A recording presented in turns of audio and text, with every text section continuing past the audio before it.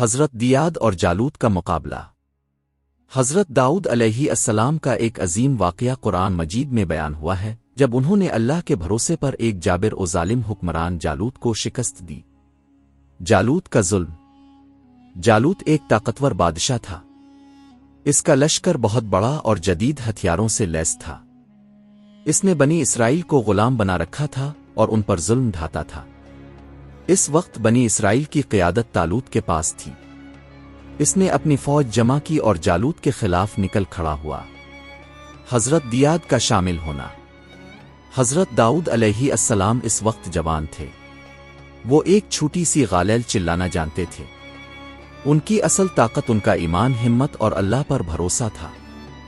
جب دونوں فوجیں آمنے سامنے ہوئیں تو جالوت اپنے بڑے لشکر کے ساتھ آگے آیا اور غرور سے للکار کر بولا، کیا تم میں کوئی ہے جو میرا مقابلہ کرے؟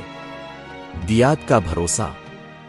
حضرت دیاد نے پر یقین لہجے میں کہا، میں اللہ کے بھروسے پر تجھ سے مقابلہ کروں گا۔ لوگ حیران رہ گئے، ایک نوجوان صرف غلیل کے ساتھ کس طرح ایک عظیم بادشاہ اور اس کے لشکر کا مقابلہ کرے گا؟ لیکن حضرت دیاد کو یقین تھا کہ فتح صرف اللہ دیتا ہے۔ فیصلہ کن لمحہ۔ حضرت دیاد آگے بڑھے۔ انہوں نے اپنی غلیل میں ایک پتھر رکھا، اللہ کا نام لیا اور پوری طاقت سے پھینکا۔ وہ پتھر سیدھا جالوت کے ماتھے پر لگا۔ جالوت زمین پر گرا اور وہیں مر گیا۔ جالوت کے مرنے کے بعد اس کا لشکر ٹوٹ گیا اور بھاگ کھڑا ہوا۔ اللہ کا انعام۔ اس فتح کے بعد حضرت دیاد کی عزت اور مقام بڑھ گیا۔